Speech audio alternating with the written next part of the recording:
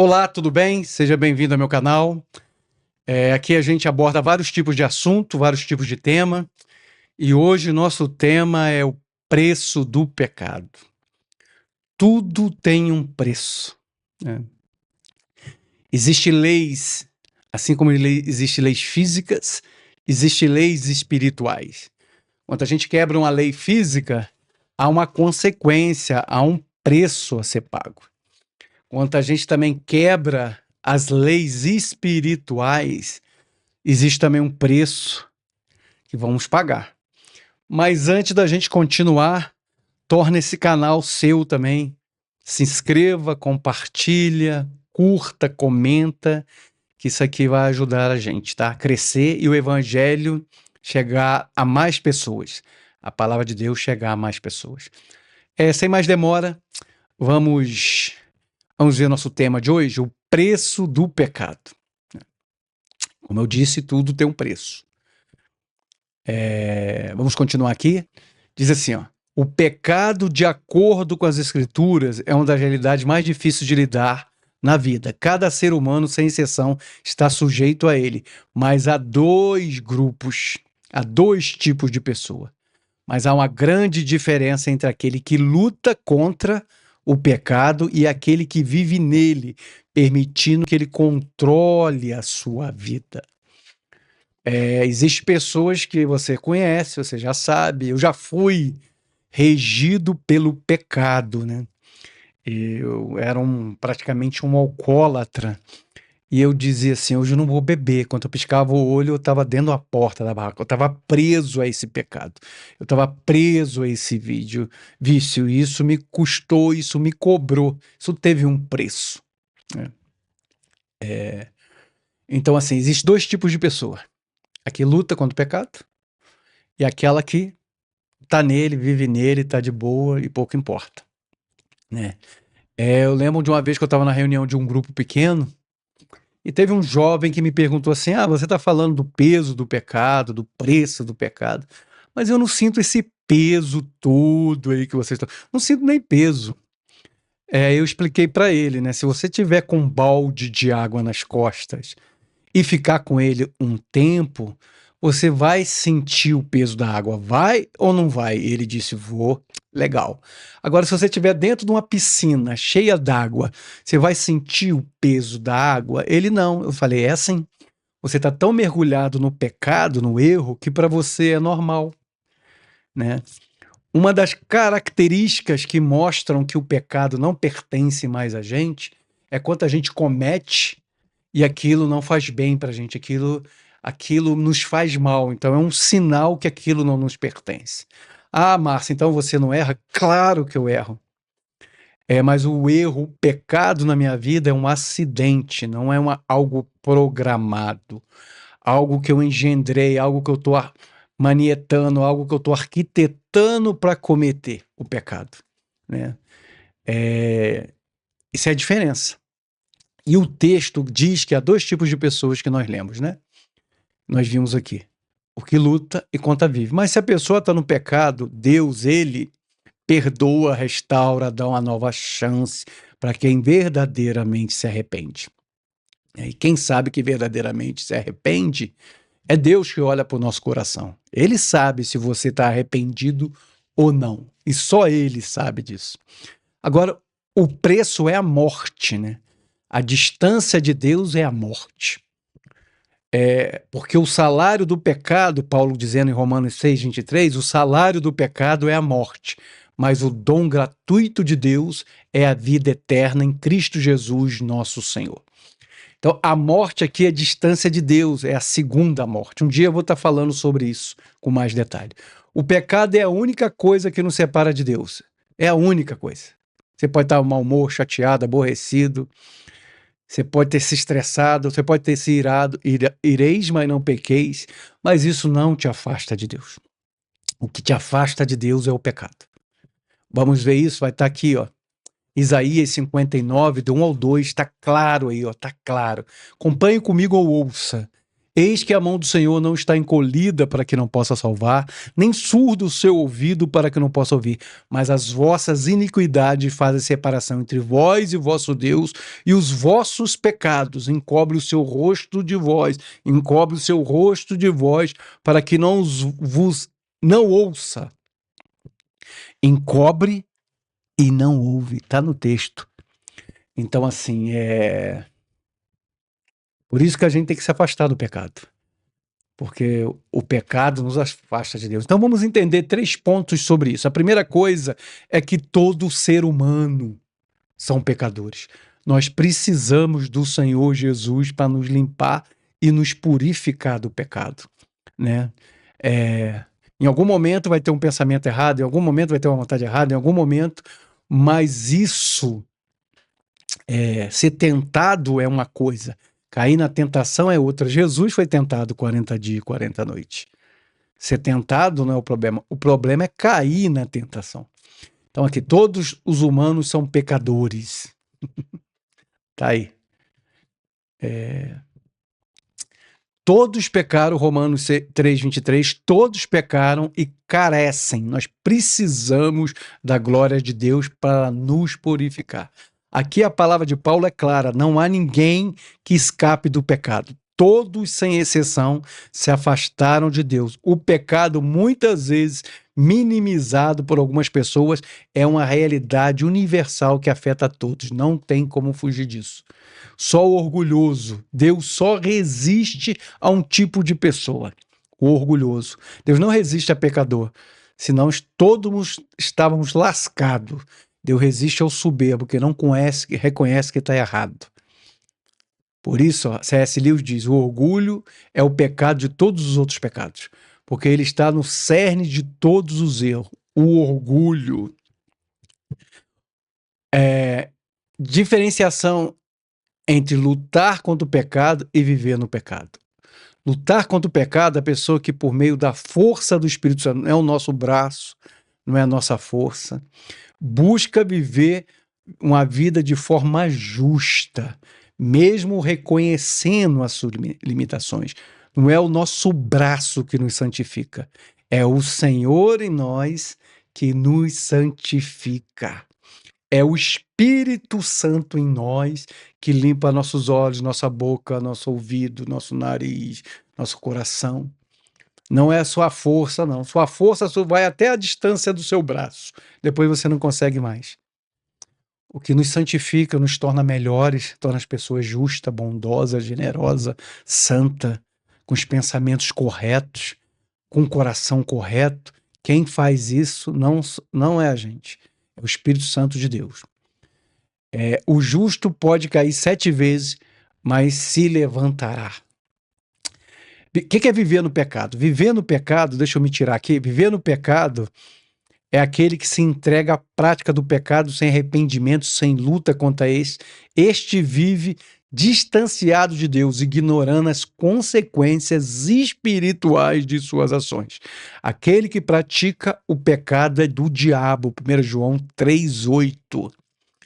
Assim como a pessoa está no pecado, ela vai ter consequência espiritual e física. O erro cobra essas duas coisas. Segundo ponto, Deus perdoa o pecador. Isso é importantíssimo que você saiba. Deus odeia o pecado, mas ama o pecador. Aquele que encobre, olha só, Provérbios 28:13. Aquele que encobre as suas transgressões nunca prosperará. Mas que as confessa e deixa, alcançará a misericórdia. Confessa e deixa, alcançará a misericórdia. Confessa e deixa, não é só confessar. Eu falei, errei, tô com remorso. O que mostra o arrependimento é mudança de conduta. Uma pessoa com remorso, ela chora, se arrepende, mas a conduta dela continua errada. O que move o coração de Deus é um coração arrependido que vai mudar. Eu errei, vacilei, bati a poeira, levantei e vou consertar esse troço aí. Nunca mais vou ser assim. É isso que move o coração de Deus e é nesse mover que Deus ajuda. Ó, Deus, na sua infinita misericórdia, perdoa aqueles que verdadeiramente se arrependem. Não importa o quanto o pecado seja grave, ele oferece perdão para todos que se voltam para ele com um coração contrito, um coração arrependido. 1 João 1,9 diz: se confessarmos os nossos pecados, não é meditar, é confessar os nossos pecados, Deus ele é fiel e justo para nos perdoar os pecados, plural, e nos purificar de toda injustiça. O que é injusto, ele vai nos ajudar. O que é justo, a gente vai passar, vai colher, mas não vai estar sozinho. Não vai estar sozinho. Spurgeon, em seus sermões, afirma: a graça de Deus não conhece limites. O perdão de Deus não depende de quanto pecado uma pessoa tenha cometido, mas do quanto ela está disposta a se arrepender. Está disposto a se arrepender? Deus perdoa. A mesma força que pecou, a mesma cara de pau, a mesma servergonhice que pecou, ou se pecou na burrice, ou não aguentou. Depois eu vou te mostrar um texto que mostra que Deus não deixa cair sobre nós tentação que a gente não possa suportar, como está em Coríntios. Mas voltando aqui para não se perder. Ponto número 3. O pecado traz preço e consequência. Tudo o que você não é obrigado a semear, mas uma vez que semeou, vai colher. Vai colher. Não tem jeito. O que você está plantando, lá no futuro, você vai colher. Então, o pecado, ele traz um preço e tem consequências. Acompanhe comigo aí. O pecado não é algo neutro. Ele quebra uma lei. E toda lei quebrada, como eu disse, tem o seu preço. Ele traz consigo consequências espirituais e até físicas, como eu falei, que afeta tanto a nossa relação com Deus, quanto com o mundo ao nosso redor. Afeta tudo, né? Aqui estão 4 grandes preços do pecado. Já falei da morte, e da morte espiritual, da distância de Deus, mas vamos ver 4 pontinhos que você vai entender. Olha só. Consciência carregada, conflito interior e com Deus, consciência pesada. Coisa horrível é consciência pesada. Você não dorme, você não come. Então, o pecado lhe traz essa consequência. Consciência pesada. Pois, olha só, a vergonha dos meus erros me aflige. Olha Davi falando. As minhas transgressões estão diante de mim constantemente. Então, a consciência é a testemunha mais fiel do pecado, dizia Santo Agostinho. Ou seja, não tem como fugir da sua consciência. Você pode estar em Marte, sua consciência vai estar lá. Você pode estar em qualquer lugar, sua consciência vai estar lá de cobrando. Então, essa é uma das coisas, um dos preços que o pecado ele cobra, né? Uma consciência pesada. A segunda coisa, nós já lemos separação de Deus, né? A separação de Deus não é uma punição imposta por Deus. Ouça isso, mas uma consequência inevitável de pecado. Não é Deus, né? Deus não é uma punição imposta por Deus. Pecou, separou, está na palavra, é uma lei. Terceira coisa, maldição sobre a vida. Ó, Deuteronômio 28, 15. Se, porém, não obedeceres a voz do Senhor teu Deus, não cuidando em cumprir todos os seus mandamentos, os seus estatutos que hoje te ordeno, então virão sobre ti todas as maldições te alcançarão. Spurgeon dizia: o pecado não é apenas um erro, ele traz consigo uma maldição que afeta o mundo inteiro e as gerações vindouras. Leia Romanos 8. Tu vai ver lá que o pecado vem destruindo tudo. Quarto, gera uma colheita ruim. Olha o que Gálatas 6, 7. É só tu pegar uma... Você já fez isso, né? Um feijãozinho, colocou no copinho, você vai ver que não vai nascer melancia, tu vai ver que não vai nascer banana, não vai nascer goiaba. Se você botou feijão, você vai colher feijão. É o que está dizendo aí, Gálatas 6, 7. A lei espiritual como a lei física. Tudo que o homem semear, isso também ceifará. Não tem como fugir disso.